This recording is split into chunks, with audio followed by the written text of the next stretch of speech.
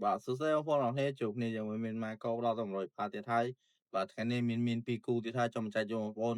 តែមុននិយាយបាទឲ្យតម្រុយបានមានចង់លើកពីការប្រកួតយំមិញយ៉ាងមិនដែរបាទអ្នកលេងតាមមានបាទយំមិញគឺមានទីក្របខុសបាទយំមិញមានគិតថាបាទរៀលអាចនឹងស៊ី4-1តែខុសពីការស្មានបាទរៀលស៊ីរហូតដល់6-1បាទលុតទៅលើម៉ូណាកូបាទគឺក្រុមខ្លាំងនៅបារាំងជាពិសេសបាទយំមិញគឺបាទអឹមបាប៉េបាទបានប៉ះជាមួយក្រុមចាស់របស់ខ្លួនហើយក៏បន្ទុកផ្លូវឲ្យក្រុមចាស់របស់ខ្លួនបាទមានផ្លូវដើរដែរបាទលុះគឺចែកគ្នាសុទ្ធខ្លាំងមែនទែនយំមិញមានឲ្យ2គូ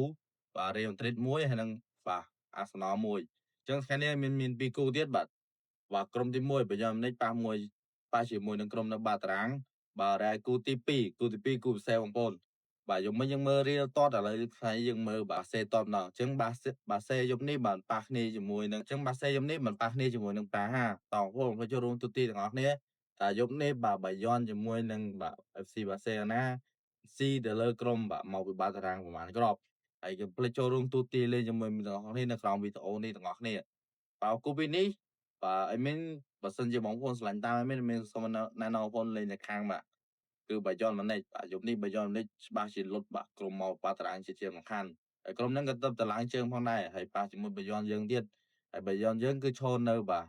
លេខ2បាទគឺគៀកទាំងកពូតារាងហើយតែអាសនលគឺឈរលើកពូតារាងហើយបាយ័នបានទៅលេខ2ហើយក្រុមនេះមានជឿថាយប់នេះបាយ័នមិនតុងមុខឲ្យទេអាចនឹងស៊ីហើយស៊ីច្រើនក៏ទៀតផងនឹងស្រាប់តែបងប្អូនបាយ័នអាចនឹងស៊ីច្រើនគ្រាប់ហើយ FC បាសេណាយប់នេះអាចនឹងស៊ីដែរហើយមានហ៊ានទីសកលថាយប់នេះបាយ័នអាចនឹងស៊ី4-1ហើយបាសេអាចនឹងស៊ី3បាទ3-0បាទគឺបិទក្រុមប្រាហានឹង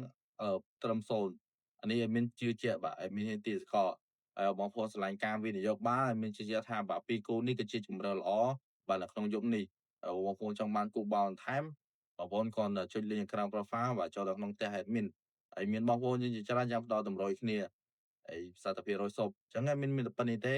ក៏ភ្លេចចុច like និង share follow មានម្នាក់ផងដើម្បីជាកម្លាំង